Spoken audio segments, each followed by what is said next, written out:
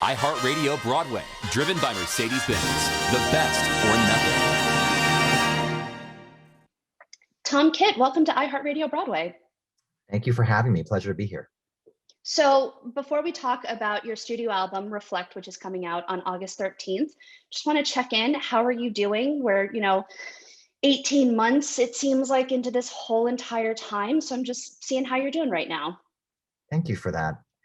I'm doing okay. I can't believe it's been 18 months. And like everybody, just sort of crossing fingers and hoping that this latest surge is we're going to be able to get through it, and that certainly for the arts, for live entertainment, that the opening dates will hold and people will be able to be back in the theaters and the concert venues, and on and on. And most importantly, just hope people are okay, people's health, people's mental health.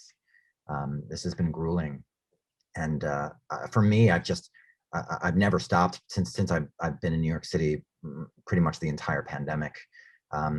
Even when we were getting messages that we could start lifting restrictions and it was safe, I just have felt like from the beginning we've always been on the defensive with this, and so I'm just hoping that in this moment we'll get through it, and we can start to really see getting past this. And do you think, as a community, do you think we're ready to get back to work? Do you think we're at that moment where you feel safe to go back to the theater? Do you feel that right now? I do. My wife, Rita Pietropinto Kitt, just completed a drama camp that she ran in New York City, and I saw my children on stage singing their hearts out. I had the privilege of getting to see Bruce Springsteen at the St. James Theater, and there was a moment where you take your mask off and it feels new. It feels a bit scary, and then you feel so grateful that you're back watching a master of theater and storytelling bring you into a world and make you cry and make you feel lucky to be alive in that moment. So I think we desperately need it, and we just have to be smart and listen to the experts and do it responsibly and safely. And we have taken the last 18 months to learn and reflect. Are there things that you hope change when we all go back to work, or anything that you want to see happen within our community? Absolutely. There's so much change that I want to see happen. I've been fortunate to find my way to two extraordinary organizations, Muse, which is Musicians United for Social Equity, and NYC Next.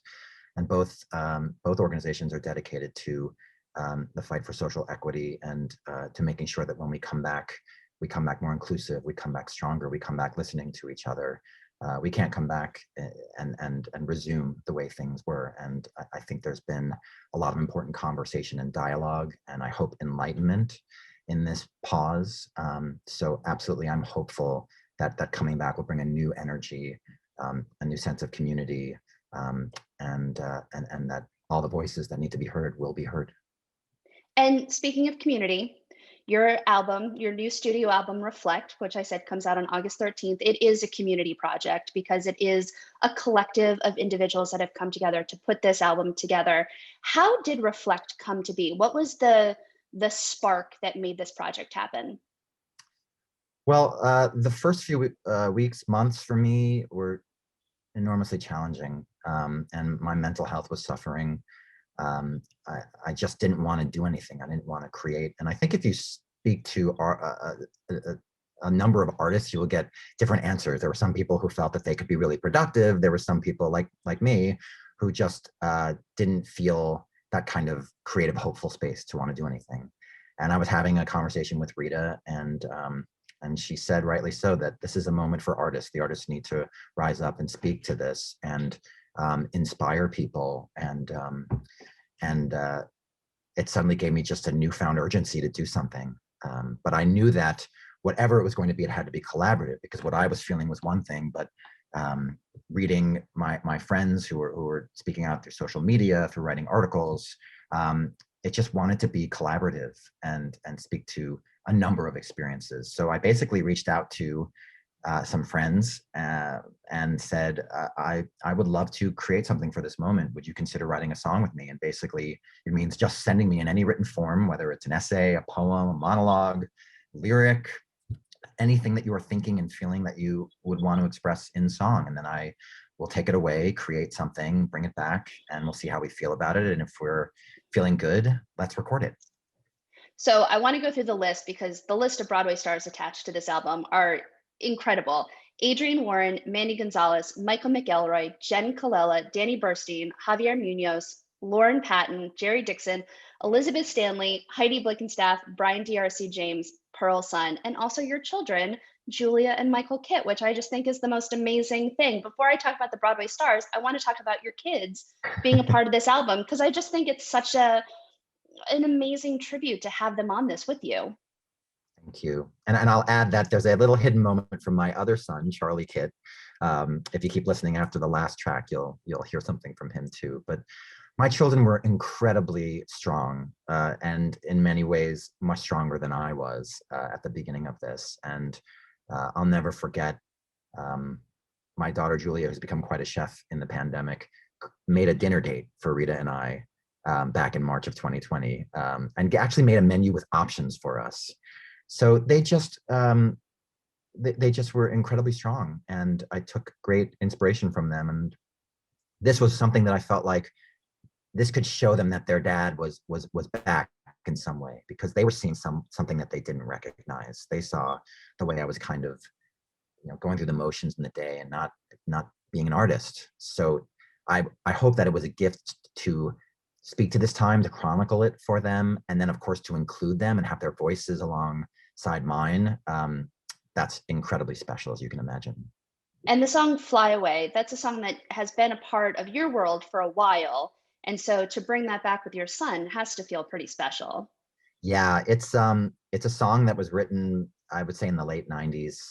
And it's just got this big open-hearted anthemic chorus. And my son actually said to me, "Dad, what's the song about?" And I said, the music doesn't quite, it hides a little bit how desperate the lyric is. Someone who really is going through it and needs to escape in order to find themselves again and have the courage to kind of come back to their life with newfound resilience. So it was just something that really spoke to me, and I knew that having my son sing in the chorus and getting to hear his beautiful open-hearted voice was going to be just such a gift. And with that, you call this album, it's an album about finding your voice when you need it the most. So obviously between grief and loss and love and hope, with everything we've gone through with the pandemic, there is also a very special moment on this album. Danny Burstein and his wife, Rebecca Luker, who we tragically lost due to ALS in 2020, they wrote a song that Brian DRC James performs on this album. And it is such a beautiful tribute to their relationship and their love. And I'm curious how the song came to be and what the process of recording that was like for you. Well, Danny and Rebecca are just dear friends to me. I was devastated to lose Rebecca, and I was reading. Danny was chronicling their experiences in the Hollywood Reporter, including an article about his own bout with severe COVID, and I just, in a moment, felt like I wanted to connect with Danny and Rebecca in some way, and maybe this was an opportunity to speak through art to what they were experiencing. I didn't have any expectations. It was really just a way for me to say, I love you both, and I'm thinking of you. And if this is an outlet, I would be an honor to create this with you. And Danny immediately wrote me back and he and Rebecca created the most beautiful poem, which they also shared with the Hollywood Reporter. And I just wanted to make a perfect song for them. But as you hear in the song, and in terms of what they wrote, they just had this spirit of hope and resilience and belief. And I think that's something that can speak to so many people, something we all need to hear. That's what great artists do. So it's just one of the most special things that I've been able to do. And I'm so grateful to Danny and Rebecca for entrusting me with their story. And Brian performing it, there is almost like a James Taylor kind of quality to the song, especially with Brian singing it. But I think the most remarkable thing with this album is while it is musical theater, because it's musical theater Broadway stars, there is such a wonderful depth of different types of music within this album. You've got Jen Colella singing a little bit more of like a power ballad, and Heidi doing very musical theater. Um, do you kind of enjoy the moment where you get to write so many different genres for an album instead of sticking so true to musical theater? I just loved it to go in the direction that the narrative of the song and the characters were taking me in. And I didn't come to this thinking it has to be this musical style.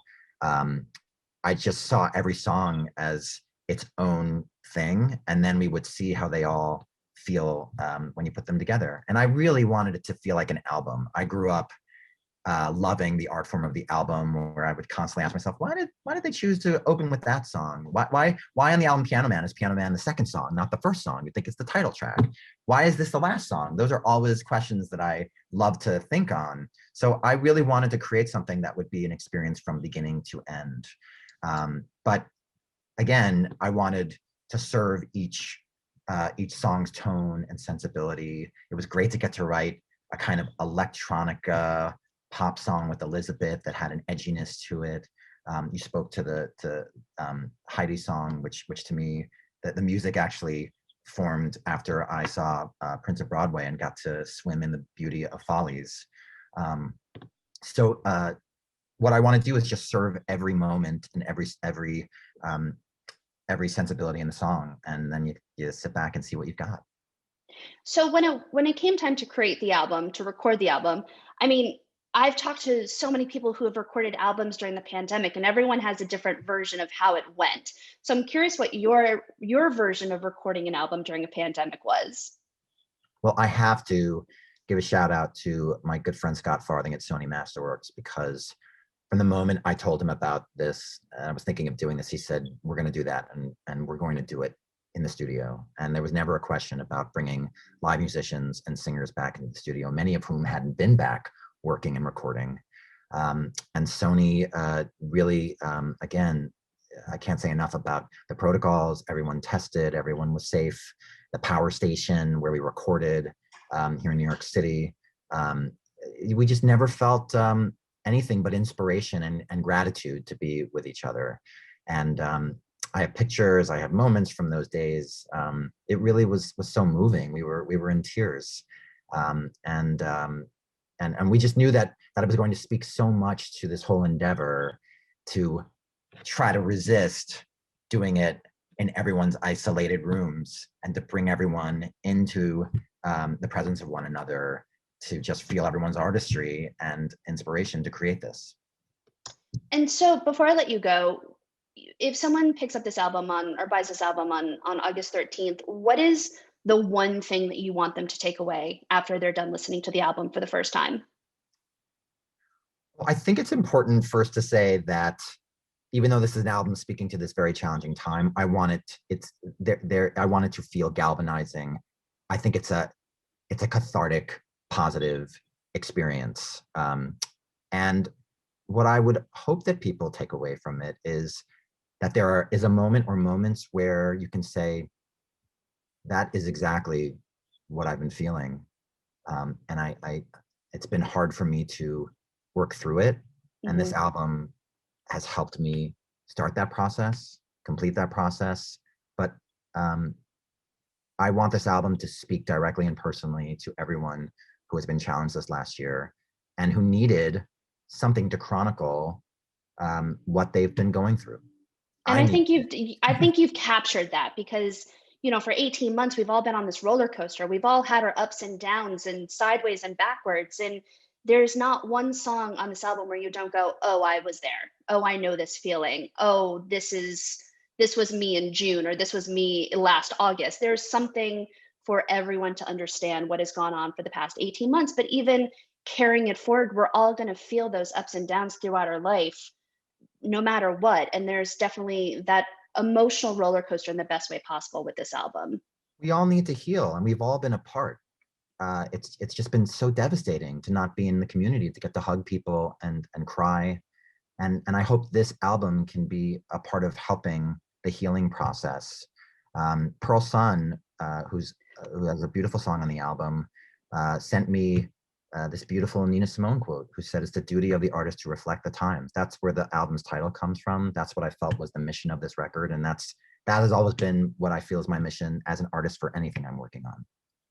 So I know you've already gone to see Bruce Springsteen on Broadway, but when you're back in a Broadway theater, when a musical is in a full audience and everyone's back, what is that feeling that you're going to have when we're back in business? Gratitude. Well, Tom, I'm grateful for you to be here with us today. Reflect is out on August 13th. Please go listen to this album. It is truly, truly a beautiful way to encapsulate everything that we've gone through for the past 18 months. Thank you. Thank you so much. iHeartRadio Broadway, driven by Mercedes-Benz. The best or nothing.